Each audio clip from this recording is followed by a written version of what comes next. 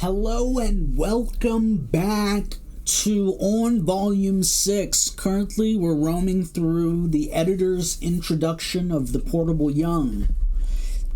If you would like to see previous sections, go back to the previous entries in this series. There should be a playlist for you. I simply had to know what unconscious or preconscious myth was forming me, from what rhizome I sprang. This resolve led me to devote many years of my life to investigating the subjective contents which are the products of unconscious processes, and to work out methods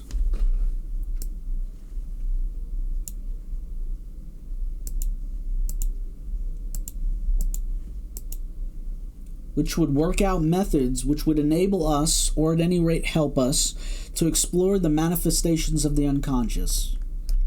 Briefly summarized, the essential rationalizations of this pivotal work of Jung's career were, first, that since the archetypes or norms of myth are common to human species, they are inherently expressive neither of local social circumstance nor of the individual's singular experience.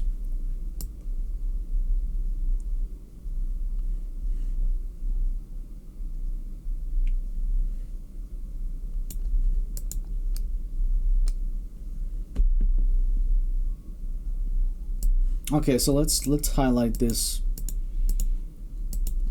The essential rationalizations of this pivotal work of Jung's career were, first, that since the archetypes or norms of myth are common to our own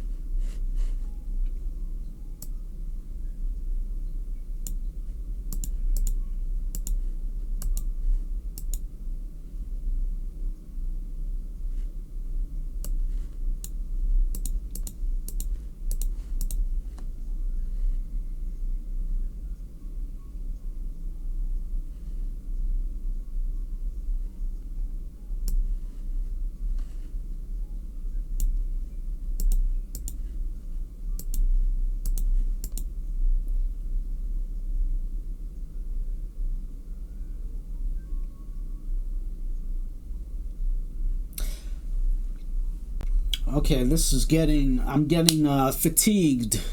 It's been about 2 hours of producing content, and my psyche is getting worn out, so we're going to have to call this a day after this.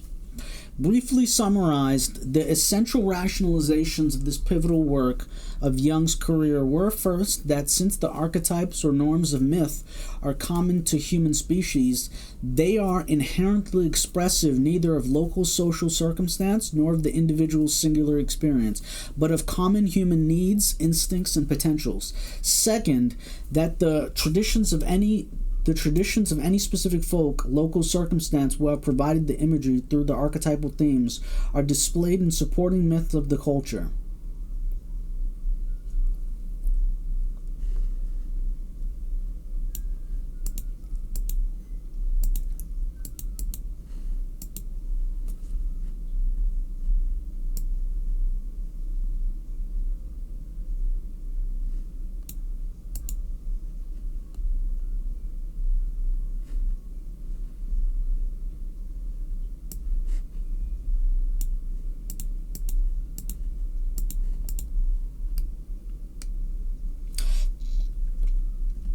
The essential rationalizations. Archetypes or norms of myth are common to the human species. They are inherently expressive, neither of local social circumstance or of the individual's singular experience, but of common human needs, instincts, and potentials. Second, that the traditions of any specific folk, local circumstance will have provided the imagery through which the archetypal themes are displayed in the supporting myths of the culture. Third, that if the manner of life and thought of an individual so departs from the norms of the species, that a pathological state of imbalance ensues.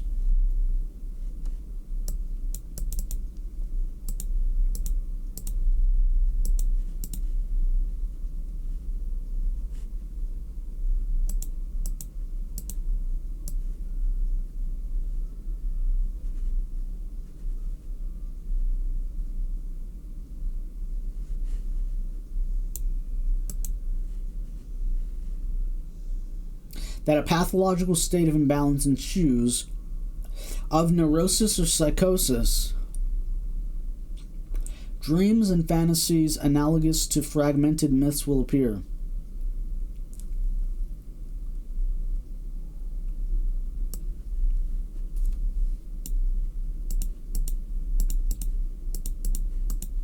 And fourth, that such dreams are best interpreted not by reference backward to repressed infantile memories, reduction to autobiography, but by comparison outward with the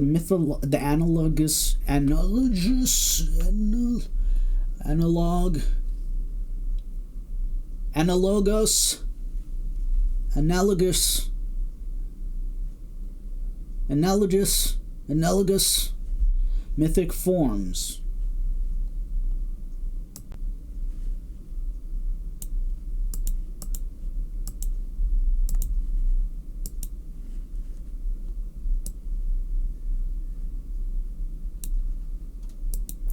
So that the disturbed individual may learn to see himself depersonalized in the mirror of the human spirit and discover by analogy the way to his own larger fulfillment. Dreams, in Jung's view, are the natural reaction of the self-regulating psychic system, and as such point forward to a higher potential health, not simply backwards to past crises. The posture of the unconscious is compensatory to consciousness. The posture of the unconscious is compensatory to conscious. The posture of the unconscious is compensatory to consciousness, and its productions, dreams, fantasies, consequently, are not only corrective, but also prospective, giving clues, if properly read, to the functions and archetypes of the psyche pressing at the moment for recognition. 4. The Scholar-Physician, Master Period. Collected Works, Volume 6, Volume 7, Volume 8, Volume 9I, Volume 10, Volume 11, Volume 12, Volume 13, Volume 15, Volume 16, and Volume 17. The editor writes, the years from the opening of World War I to close of the World War II were the prime of Jung's maturity, and, as the reader possibly has noted, all but three of the papers of this portable are from the writings of those years. The period began, however, with a season of profound disorientation. Even before the break with Freud, Jung's readings in mythology had turned his center of concern from daylight world of time, space, and personalities to a timeless eternity of satyrs, nymphs, centaurs, and dragons to be slain.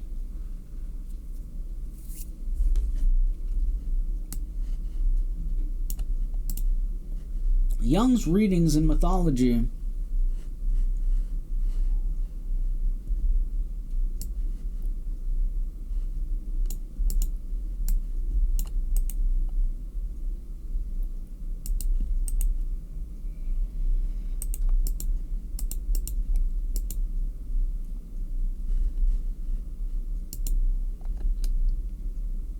In 1909, he resigned his post at the Bergolzi Clinic, largely, as he tells, because he was over his head in work, having so large a private practice he could no longer keep up with his tasks.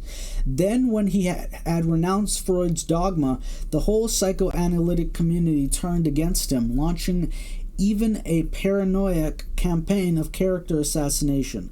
Cut off in these several ways from all his earlier professional associates and even many of his former friends, he was left to wallow in a mercurial sea of fantasies,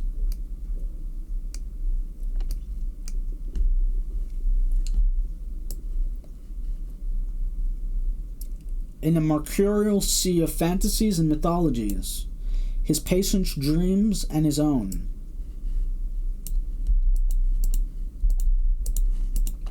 And he tells, in his condition of uncertainty, he decided, okay, so all of this is just metadata for what we're really getting into, and that's on volume 6. But in order to get there, we have to cut through the basics of Jungian psychology, Jungian thought, the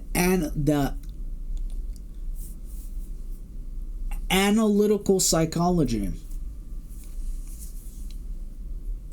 And as he tells, in this condition of uncertainty, he decided that his work with patients should not bring theoretical premises to bear, but only wait to see what they would tell of their own accord.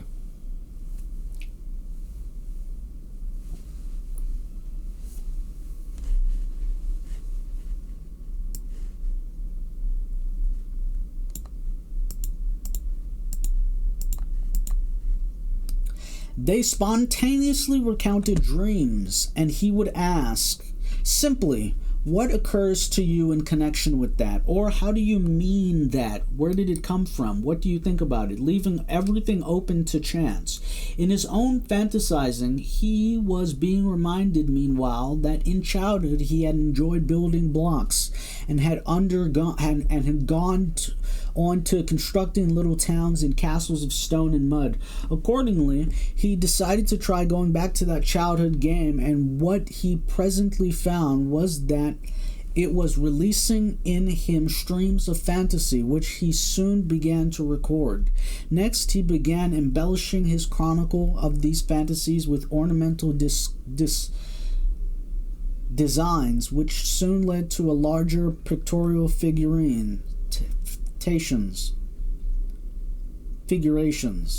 which for a time he was led to believe might be art, but then realized they were not. They were X-rays of his spiritual state. Toward the autumn of 1913, Jung was overcome and deeply troubled by a series of appalling visions of the whole of Europe drowning in blood. The World War broke out in the following August, and it was as though a general schizophrenic eruption of autonomous feeling tone complexes had shattered forever the rationalized surface of Occidental thought and civilization. A similar thing happened to us during COVID. It was as though a general schizophrenic eruption of autonomous feeling tone complexes had shattered forever the rationalized surface of Occidental thought and civilization. On the one remaining island of peace, Jung, like a number of others in those early years, set himself the task of exploring deeply the spiritual history of European man, in order to identify, if possibly, transcend the compulsions of irrational self-destruction. His fantasies and dreams, meanwhile, were revealing to him the same archetypes from within that he had already come to know as of world mythology, and his ornamental designs were developing into mandalas, magical circles, cryptograms concerning the state of the self, such as in the Orient had been used for centuries as supports for meditation. In what myth, was he asking, does man live nowadays? Or do we no longer have any myth? So I'll leave that question to you. Do we no longer have any myths? Or is that television? This has been entry number 0.09 in my series titled The Portable Jung, Editor's Introduction.